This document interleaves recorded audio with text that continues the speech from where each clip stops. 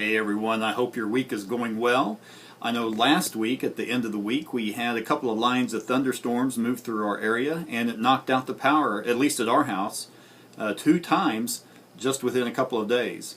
And that's why I thought I'd come to you from one of the rooms here at church where we have our electrical boxes, just to talk to you about power and the power of prayer. We're finishing up the series on being connected in the church, and we're looking this week in Ephesians chapter 6, looking at being connected through prayer.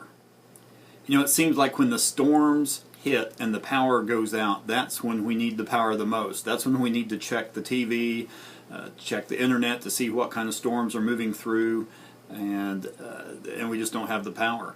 And when those storms of life hit, that's when we need the power of the Spirit even more than we do on just a normal day-to-day basis. You know, I think one of the best ways to ensure that the power of prayer is active in your personal storms is to exercise that during the easier times of life.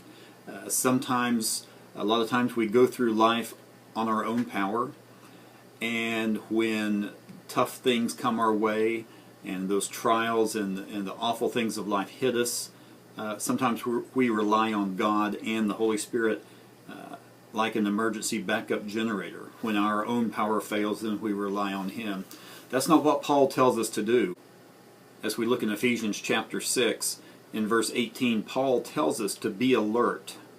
That means to be active, not passive, to always be on the lookout. And then he continues on and says, always keep praying for all the Lord's people. That means constantly, at all times, keep praying for not just things in your life, but for other people as well. And that's where we get the sense of being connected in prayer. So as you think about your small group, your Sunday school class, how can you guys better be connected in prayer?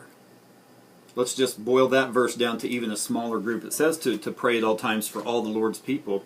But we need to start with the people we know, and that is, of course, the people in your Sunday school class. Well, there's some ways that we can better do that. Well, here are some of the ways I think that might help. First of all, make sure that you have a safe environment in your Sunday school class. That means that prayer requests, personal things that are shared there, that stay in the room if needed. Too many times, you've heard stories about the prayer request that was shared on Sunday then became the gossip on Monday. We certainly don't want that to happen now, do we? Also, we have a lot of tools available to us now with technology. When situations come up in our lives of our students and we need to get the word out quickly, of course we can email those needs out. And I know many of our classes have those email prayer lists. I know I have that in my class as well.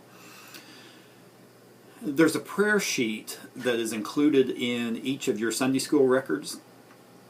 It lists a whole bunch of needs. Most of them are physical. A lot of the people you or your classmates may not know about, but it's good to maybe pass that sheet around and people can get up to date on some of the needs that are going on in our church and with our friends and family. Also, I know some classes have a prayer sheet, and they will pass it around and people will write their prayer needs on that, and then they will go over and pray for that at the end of class.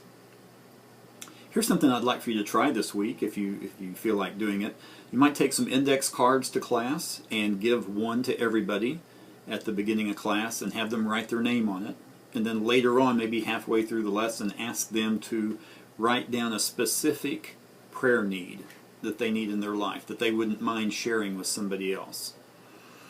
And then toward the end of class, gather up those cards, put them in a hat, in a bucket, whatever, and shuffle them around and go around and have everybody draw out a card. And if they don't get their own card, then they keep that card for the week. And encourage them to pray for, specifically pray for that person in that need that they wrote down. I think you'll find that your group will grow just a little bit closer by doing those kind of things.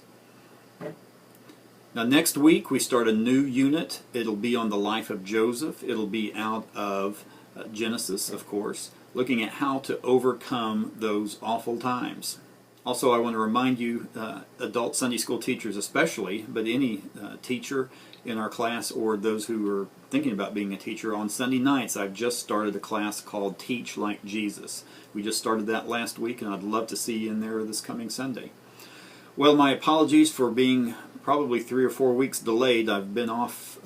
I was in Colombia for a week, and I just couldn't get back in the swing of things, so I have got this Prep Talk video going for this week. Hopefully I'll be back on track for the next unit.